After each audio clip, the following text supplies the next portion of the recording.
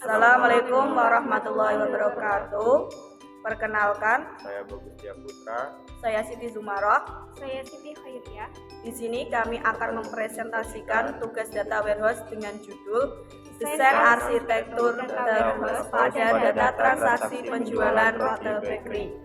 Untuk penjelasan lebih lanjut, pada latar belakang dan permasalahan akan saya sampaikan, dan untuk metodologinya akan disampaikan oleh Mas Putra, dan hasil pembahasan akan disampaikan oleh Siti Khairiyah.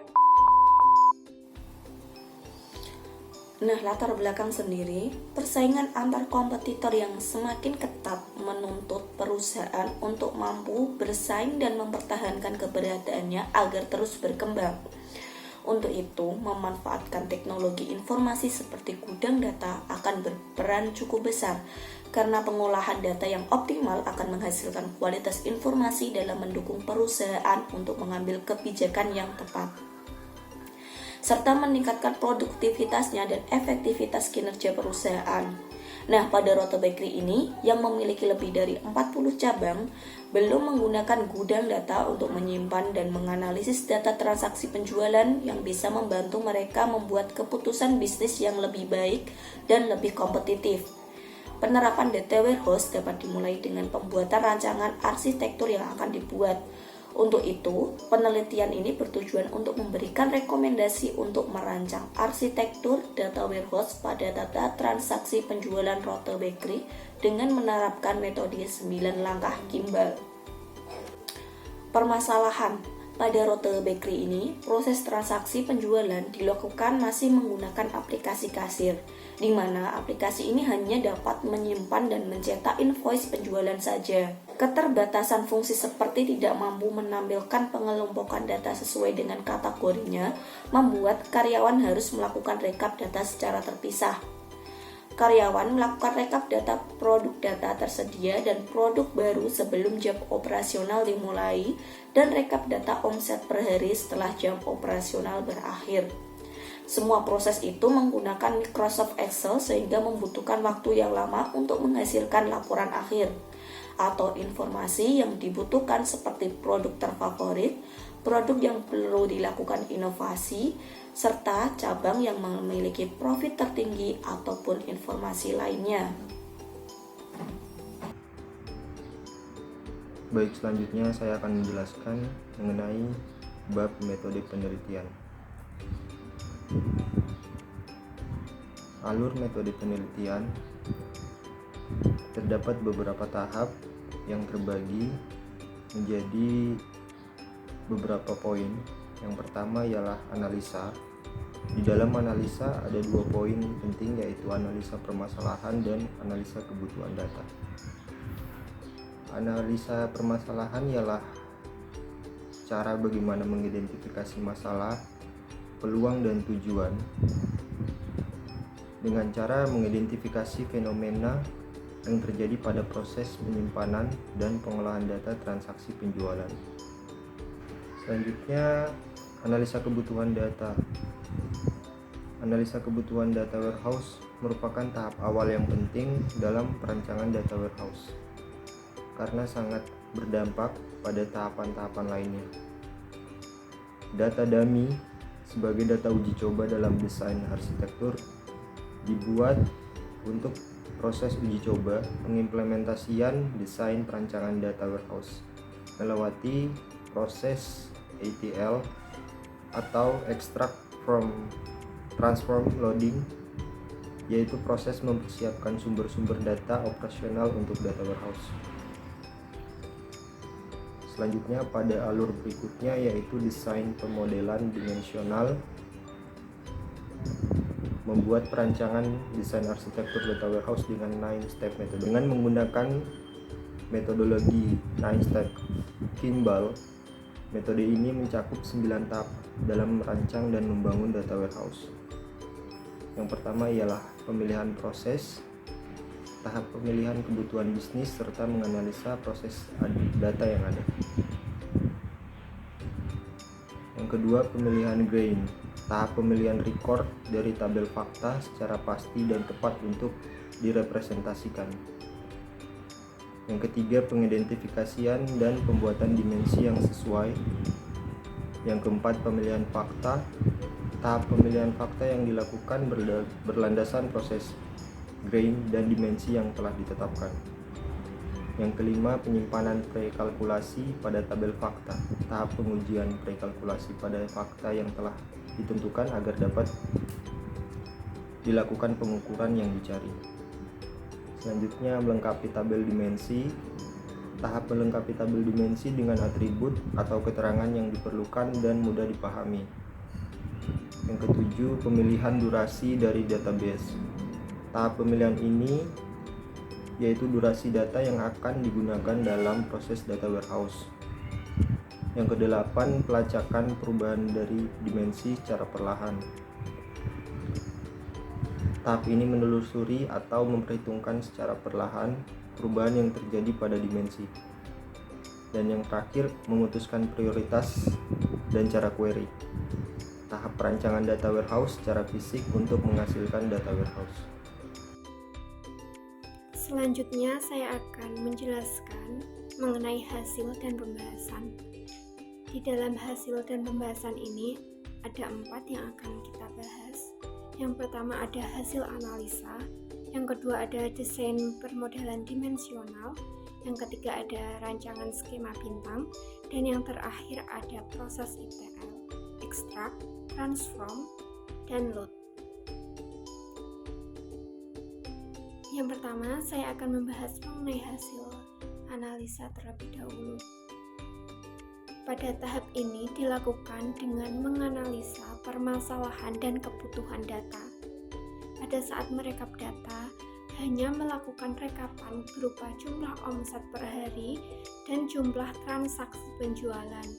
Dan ketika membutuhkan data seperti untuk mengetahui produk terlaris, harus melakukan perekapan ulang. Sehingga perlu dalam menerapkan sistem data warehouse pada roti bakery dalam memudahkan informasi mengenai data, dimulai dari desain arsitektur data warehouse. Perlunya data dummy yang bereksistensi .xls seperti rincian informasi waktu, produk, cabang, jumlah penjualan dan total penjualan adalah untuk menghasilkan dimensi dan fakta sebagai pendukung dan uji coba dalam merancang desain arsitektur data warehouse.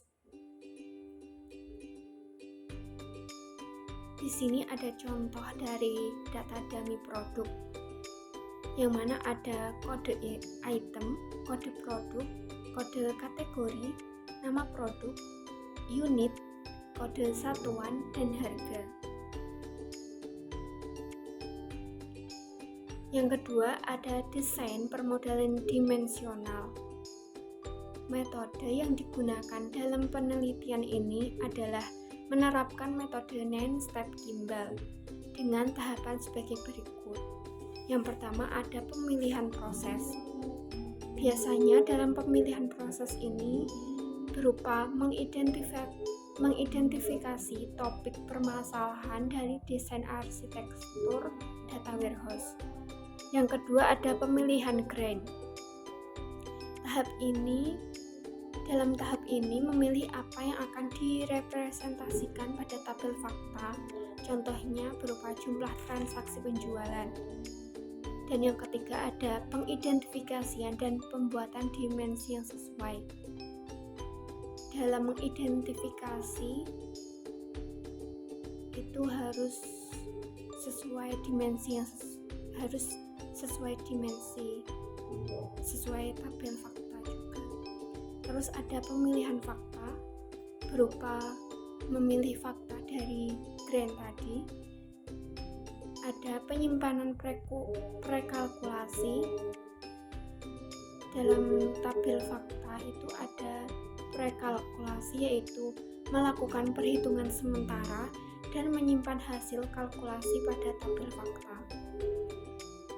Selanjutnya ada melengkapi tabel dimensi, seperti melengkapi arsitekturnya. Contohnya kayak waktu, jumlah produk.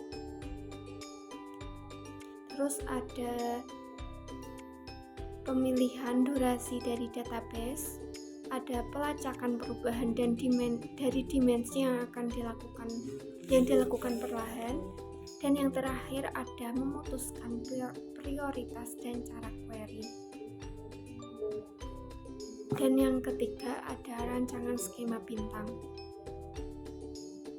Skema yang mudah dimengerti dan diterapkan sehingga memudahkan proses pembentukan query adalah skema bintang. Skema bintang terdiri dari tabel fakta dan tabel dimensi, di mana tabel fakta berada di tengah yang berfungsi sebagai penghubung antar tabel dimensi. Pada desain arsitektur, tabel faktanya ialah tabel fakta penjualan yang terhubung ke 3 tabel dimensi, yaitu dimensi waktu, cabang, dan produk. Setiap dimensi memilih atribut sesuai kebutuhan tiap tabel. Rancangan skema bintang dapat dilihat seperti gambar di bawah ini.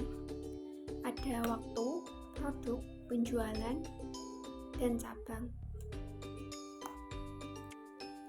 Yang terakhir ada proses ETL, extract, transform, load.